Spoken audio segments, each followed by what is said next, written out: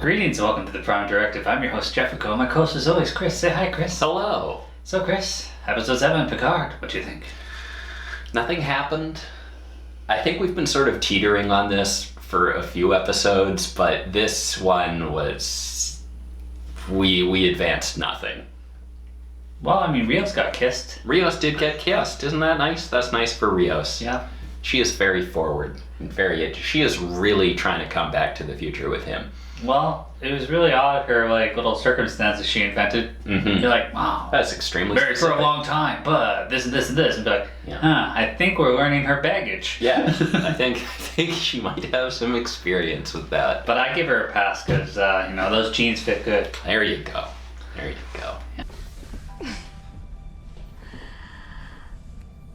At this bar, you tell me something about yourself. Well, I guess we have the FBI guy. Yep. And he has the Vulcan flashbacks. Mm-hmm. When he was a kid. Very much shades of Carbon Creek, but I don't think... There's no way that guy's like 80 years old. I don't think that lines up. It is kind of funny they went with the guy who was previously a time cop in Star Trek, cast him in the big time travel season, and he's just an FBI agent. Yeah, I kind of expected the twist to happen. They were like, I'm the dude from Voyager. Mm-hmm. But I mean, I guess it could have been like the Vulcans could have been there following up on Carbon Creek.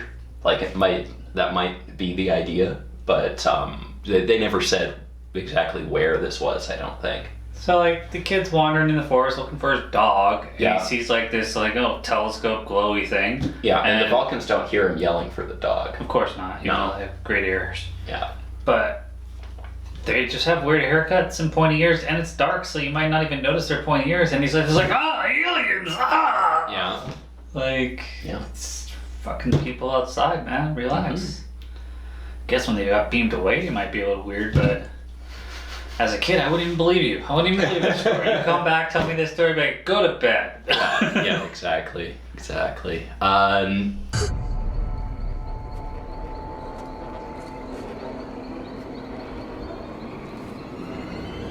He grabbed me. His whole hand was gonna pull my eyeballs out.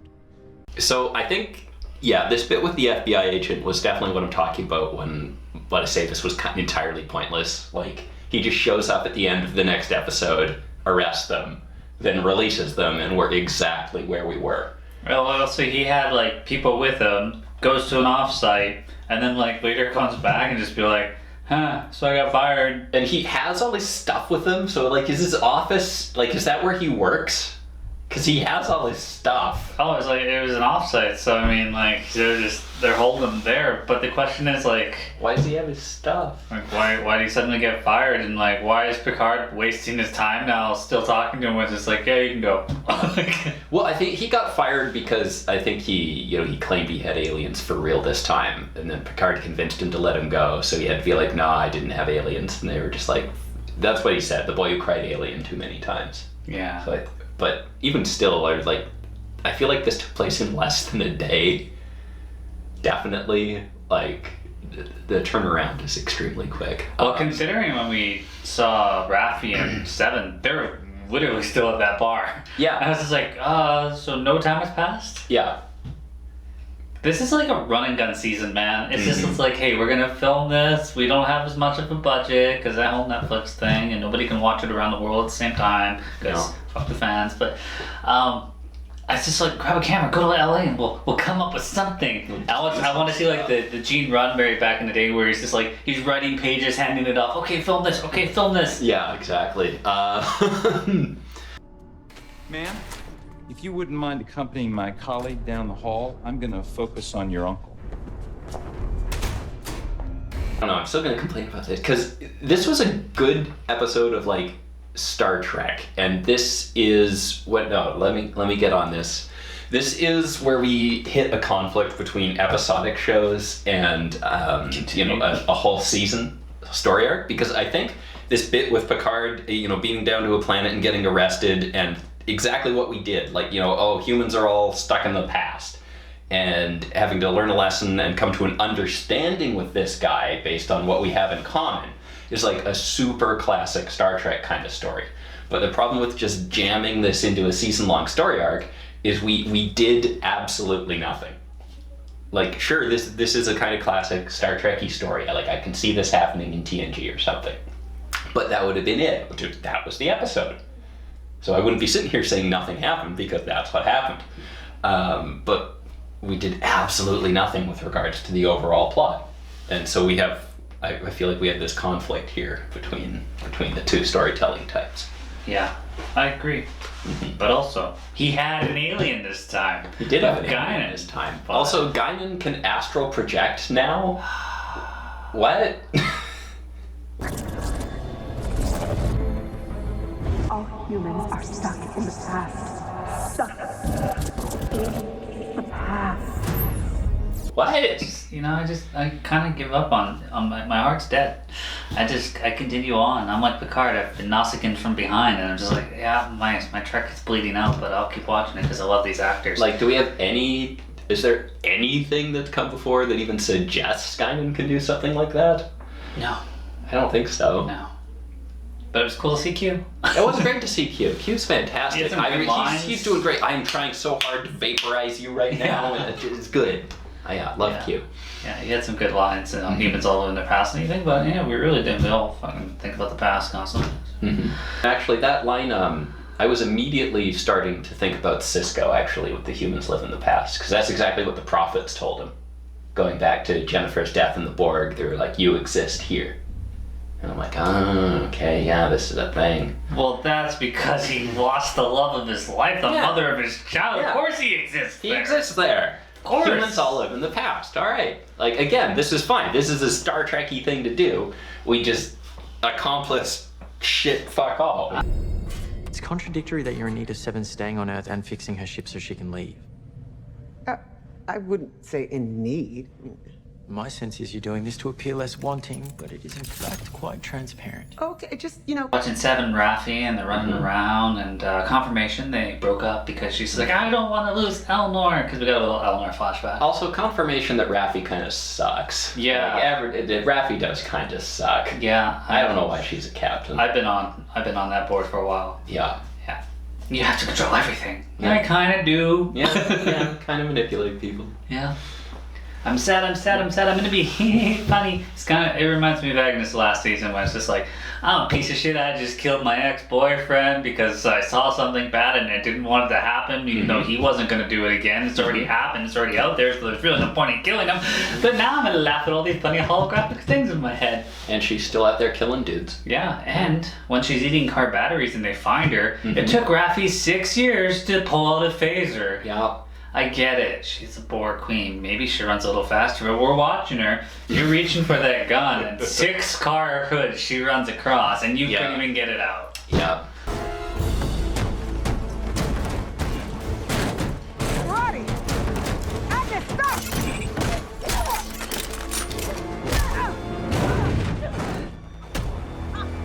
Beat up Raffi, beat up Seven, and then Agnes is like, please don't kill my friends. There's still some Agnes in there. Yeah. Yeah. Something of the host remains. Yeah, well, that's why she wanted Picard, and that's why she didn't want to fight Picard in that first episode. She's just like, I've come to talk, but I need power because my battery's so low. Oh, yeah, the batteries she's been eating. Yeah. Yeah, there we go. Exactly. Rios is making cake. It's pretty good replicators. It's like, give me cake. It's 4 different types of cake. I mean, that's quite the guess. It's the Marie Antoinette replicator. Yeah, I mean, there are a lot of planets cake could come from. And it was all just Specify cake. Yeah. Yeah. Oh, there should have been some weird shit. Oh, they missed out on an opportunity of making weird future food. I love it when they do that. And you go back to TOS and it's just like, that's star fruit. We have that here. Yeah. Yeah, the TOS was never meant for high definition. Cocker spaniel with horns. There you go. Yeah, so Rios had a good time. Getting to know Teresa and stuff like we said. She's coming back with them 100%. Yeah, but then the kids gotta come too. Probably. Whatever. Yeah, whatever. So as long as Rios happy, I'm happy. There you go. My tummy hurts. Your fault.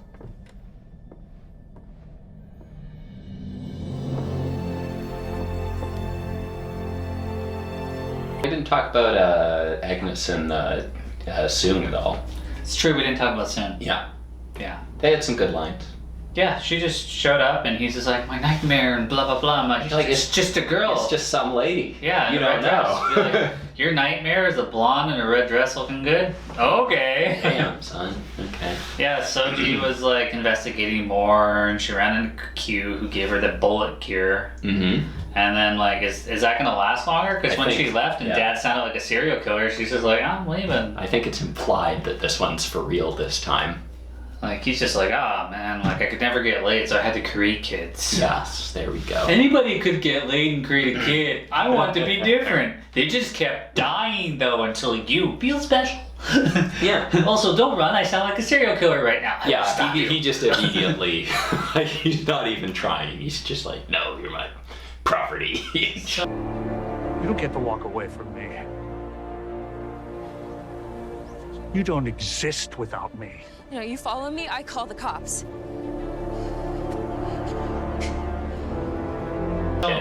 So yeah, Agnes goes to him because, you know, discredited man with all this resources of which somehow he gets an army from a general. She just wants faster satellites, man. Yeah, I guess maybe this, like, I don't know if they're acknowledging the eugenics wars in this, because that's such an awkward point in Trek canon, because we're past the point where that should have happened. Like, that was a problem in Voyager already. So, like, I believe Soong was involved in eugenics wars, and he still has some connections with who's its what's its that could, you know, maybe they owe him a favor, have some mercenaries or something. But if he's owed all these favors, then how come he can't get funding for anything? Yeah, I don't know how he'd be even allowed to do anything genetic-wise if he was involved, or even his name Soon. How is it even possible? Yeah. Also, if you don't like having kids, how are there other Soons that look just like you? You can't tell me that you have a nephew or a sibling or something that had a perfect... Got a brother. Yeah. Twins. Twinsies. Yeah. God. There's a good one and an evil one. Yes. Yeah. There you go. I also like how... Agnes just goes up to the one Special Forces guy and, like, assimilates him. And I guess everyone else just kind of hangs around and waits their turn. Like, how does this go? Who's in the mood to add a little of their biological and technological distinctiveness to our own? Yeah, it's you see it happening to his face. It's like, yeah, we're not running. This is sure. Like, you're gonna storm the ship, and then so Picard was like, well, we gotta protect the ship and gotta make her stand here. So it's like, they're not gonna be able to beam in. It should be closed. Yeah. It should be pretty fucking hard to get in. Hey, shields up. It's probably fine. Yeah. It's probably fine. Yeah, I mean, I guess, if some of her Borg stuff is still in the computer, then maybe she's got a button to open a door. Yeah, maybe. But, seriously. I'm sure they'll find some excuse to give us an action set piece. How come we haven't seen holographic Rios in a while? Because they're not on this ship. This is the Confederation ship and not his. Could still do it. Which at this point is kind of an obnoxious contrivance. It's like, why did we even bother? Yeah. I think that's the overall thing. Like, we could have cut like 3 episodes out of this. We've spent so much time branching off into shit that we don't need to do. Yeah. Final thoughts, Chris? Final thoughts, yeah, we could have cut like 3 episodes out of this so far, and like, why are we doing this? I'm a little bored with this. For me, it's like, I recently watched Alligator 1 and Alligator 2, The Mutation. Okay. Which was funny, because the second one, like the first one, was about a mutation as well. But it was a complete repeat. Mm-hmm. And the cast was different, but they were all very similar. And I'm watching it, it's like, okay, like, this is the exact same fucking story. There's nothing new here, but like, these are actors I haven't seen in a long time, and some of them I haven't seen in like, 1 or 2 movies, but they're doing a great job in it. Mm-hmm. And I'm loving their performances, and I'm just like, you know what, I'm never gonna see all these actors in this together and like doing this well, so I'm just like, I kind of like the movie, even though it's not very good. It's kind of a waste. To me, that's what I'm watching with Star Trek Picard, because when Q is on screen, I'm just like, how is John Delancey not in everything? Yeah. This guy is fucking amazing. Yep. Dying stars burn brighter as they spin towards extinction. I, on the other hand, seem to be simply disappearing into nothing. And like, oh man, like Patrick Stewart, like, I feel like we wasted him as Charles Xavier. He could be doing so many other things. Mm-hmm. He spent 20 years doing Charles Xavier. Put me in a wheelchair and let me just talk about intelligent things.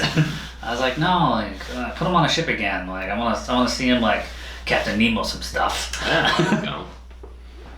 There's still time to get him involved in the new Dune. Yeah. There you go. Oh yeah, bring Gurney Halleck back. Yeah. Yeah, hopefully. Well, I mean, what do we got? A couple episodes left.